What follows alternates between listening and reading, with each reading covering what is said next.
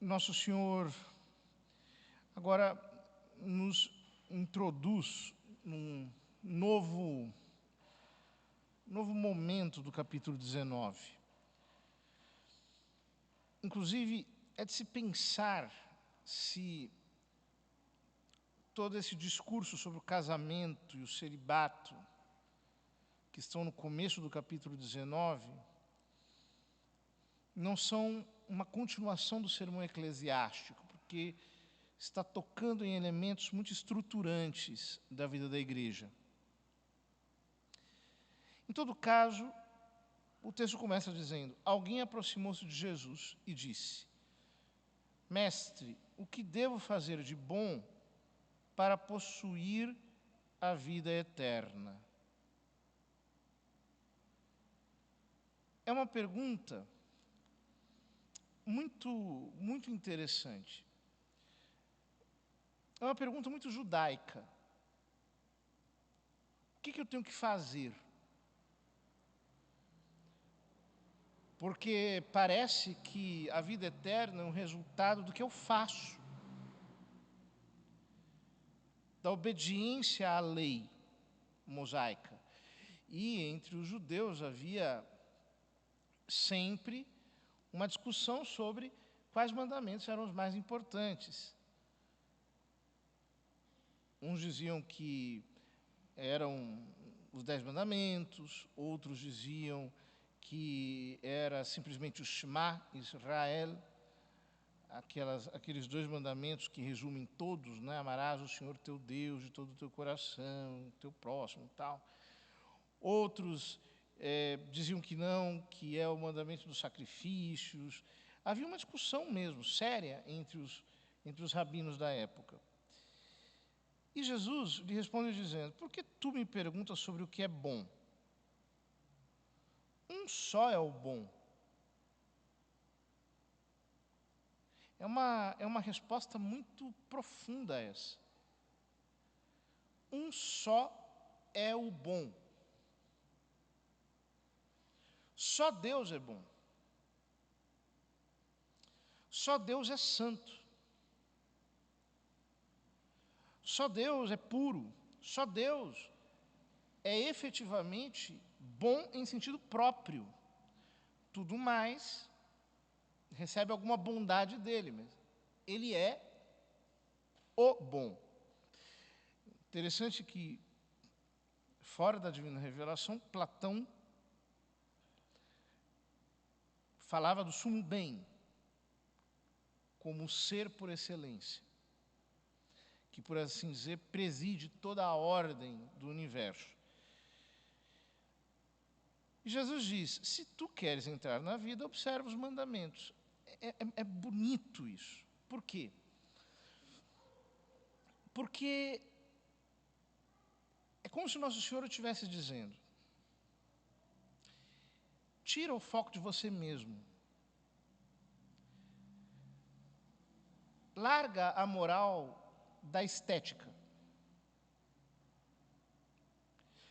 Esse tipo de amor à autoexcelência, à própria beleza, que te faz sempre estar diante de um espelho para ver se você é bom ou não é bom, se você é belo ou não é belo, se você é ou não é. Só Deus é bom. Quanto a ti, observa os mandamentos. Guarda os mandamentos. Porque os mandamentos só nos mandam coisas boas, só nos mandam coisas saudáveis, coisas virtuosas, coisas que nos edificam, coisas que nos constroem. O homem perguntou. Interessante. Primeiro diz: alguém aproximou-se de Jesus. Agora já diz que esse alguém é um homem. O homem perguntou: quais mandamentos? Jesus respondeu: não matarás, não cometerás adultério, não roubarás, não levantarás falso testemunho, honra teu pai e tua mãe e ama teu próximo como a ti mesmo. Mais uma vez a pergunta: quais mandamentos? Jesus diz: Os mandamentos. Os mandamentos. Os 10 mandamentos. Jesus menciona os mandamentos da segunda tábua, que são os mandamentos negativos, inclusive. Não matarás, não cometerás adultério, não roubarás, não levantarás falso testemunho. Honra teu pai e tua mãe. Aí é um mandamento positivo, mas também da segunda tábua. E ele dá o resumo dos mandamentos da segunda tábua. Ama teu próximo como a ti mesmo. Por que Jesus não menciona nenhum dos mandamentos da primeira tábua? Os que nos mandam servir, amar e adorar a Deus. Porque a pergunta do jovem, eu já estou antecipando que ele é jovem, a pergunta do homem, por enquanto, é uma pergunta de tipo religiosa mesmo. O que posso fazer para entrar na vida eterna? E esse é o grande problema de sempre, né? Existem pessoas que são piedosas até, são devotas, mas não matarás. Vive odiando os outros, conforme Jesus disse lá no capítulo 5 de São Mateus, quando comentava o mandamento de não matar. Tem raiva, querem suprimir os outros. Não cometerás adultério. E ficam olhando para as mulheres, para os homens, cobiçando os corpos alheios. Não roubarás. São desonestos, tiram vantagem, fazem os seus esquemas, trapaceiam. Não levantarás falso testemunho. Não tem uma palavra limpa, transparente. Sim, sim, não, não.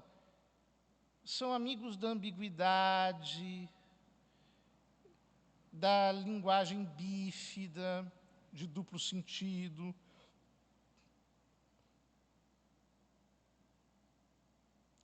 Ou seja, na verdade não amam a Deus e não honram a Deus.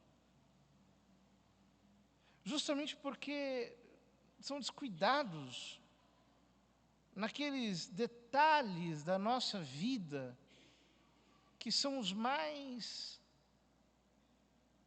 profundos, que mostram o nosso compromisso com o bem. Por exemplo, né, uma pessoa mostra o seu compromisso com o bem na medida em que, por exemplo, ela devolve algo que não é dela. Às vezes é 1 centavo, mas ela tem essa consciência, não é meu. A gente mostra o compromisso com o bem quando, numa oportunidade de fazer algo ilícito, a gente não faz. A gente é caridoso, misericordioso, bondoso, tem um juízo positivo, é compreensivo, paciente. O jovem disse a Jesus: tenho observado todas essas coisas. Agora sim. Primeiro alguém, depois um homem e agora diz que é um jovem. Esse é o único trecho em que aparece o protagonista dessa cena como um jovem. São Marcos, por exemplo, não menciona que ele é um jovem. Somente São Mateus. E menciona que é um jovem, é como se estivesse num processo de descida. Alguém, um homem e um jovem. Porque o texto revela a incompletude dele, a imaturidade. Revela o que é preciso ser feito. A pergunta é interessante. O jovem disse a Jesus: tenho observado todas essas coisas, o que ainda me falta? Então, a juventude o que é? É ainda o tempo que falta para chegar à idade madura. É uma deficiência em relação à idade madura. Então, o texto está jogando com essa imagem. Tenho observado todas essas coisas. O que ainda me falta? E aí Jesus diz: se tu queres ser perfeito, e essa palavra no Evangelho de São Mateus é especialmente importante, a palavra perfeito é a palavra teleios. Telos, em grego, significa fim. Então, o que é teleios? É acabado. Aquilo que está acabado, que está completo. Então, o que ainda me falta? Jesus diz: se queres ser teleios, se queres ser perfeito, se queres ser acabado, se não queres ter deficiência alguma, aí vem uma imagem paradoxal. Vai, vende tudo o que tens, dá o dinheiro aos pobres e terás um tesouro no céu, depois vem e me segue.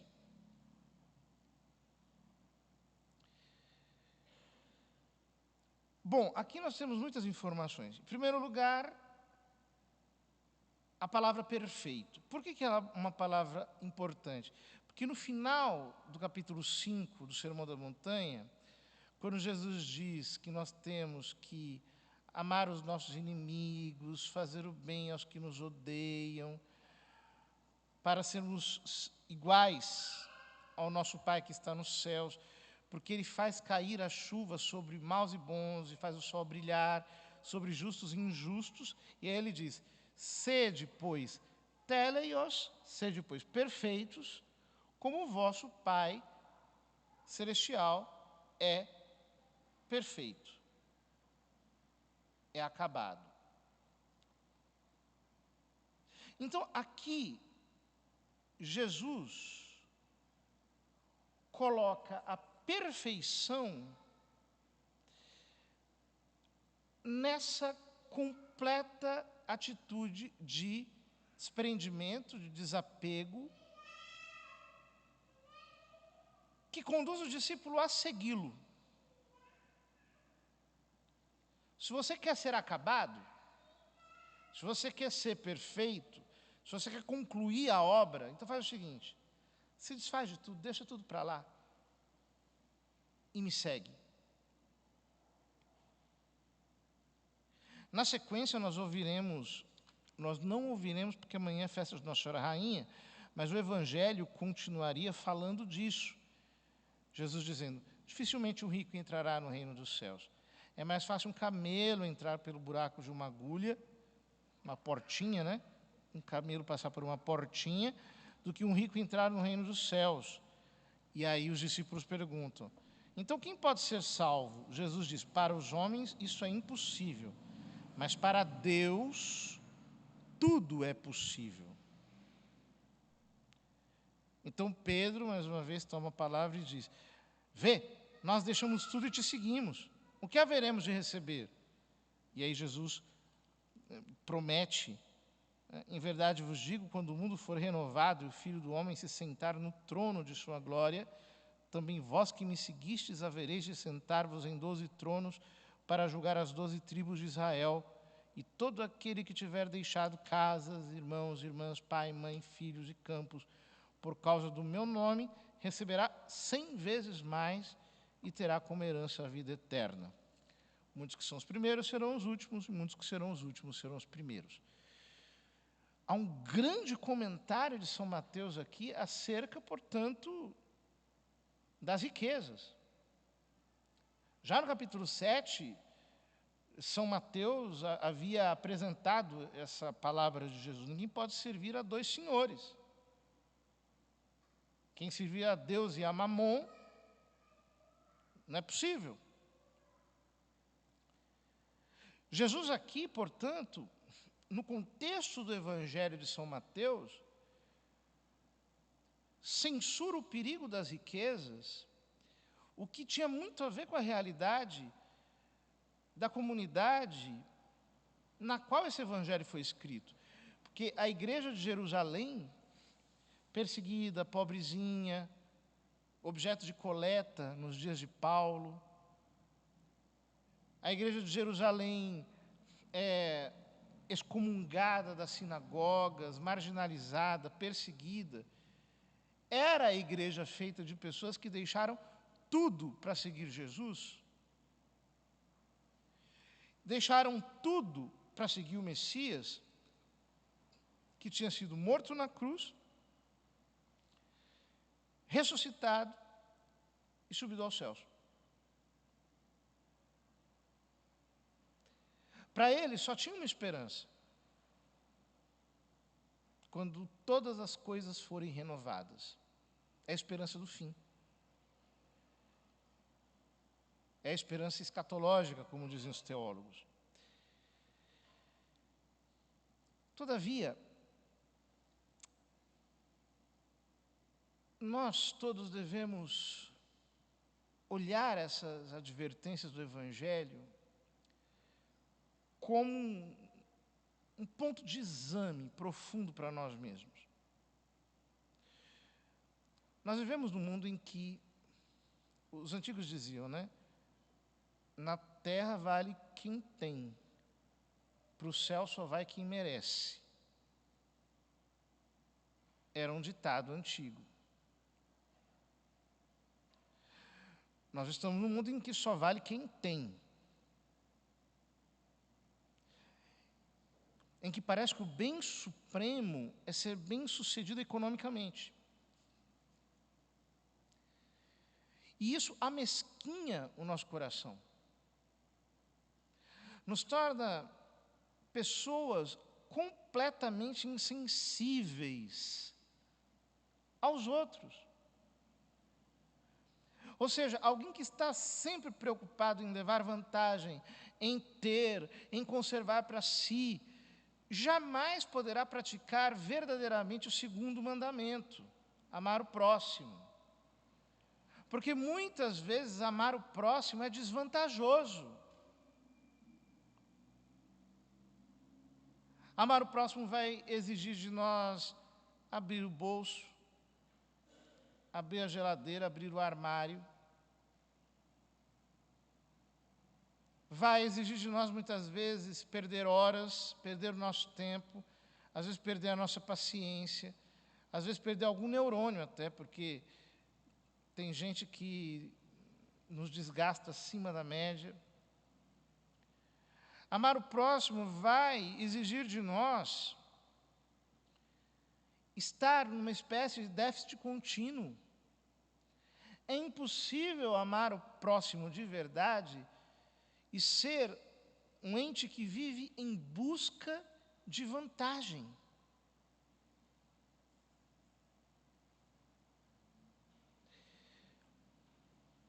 O jovem foi embora triste, porque era muito rico. Não conseguiu entender a lógica do Evangelho. Assim como muitas pessoas da nossa geração são profundamente perturbadas, desgastadas, são escravas de um emprego, de um sistema, e ficam o tempo todo dando a vida e consumindo a sua saúde, se destruindo, etc., para ter, nunca compartilhar, nunca abrir a mão, nunca abrir o coração. E o resultado disso é tristeza mesmo. O que adianta uma pessoa, por exemplo, acumular tanto e chegar, por exemplo, aos 50, 60 anos, completamente deprimida, completamente amargurada, escrava de psicotrópicos, porque tem tudo e não tem nada? De que adianta? Antes tivesse aprendido a praticar a espiritualidade, né? Então, se desfaz de tudo, foca no eterno, vai para Deus, vai para o único que é bom, sobe para o uno, sobe.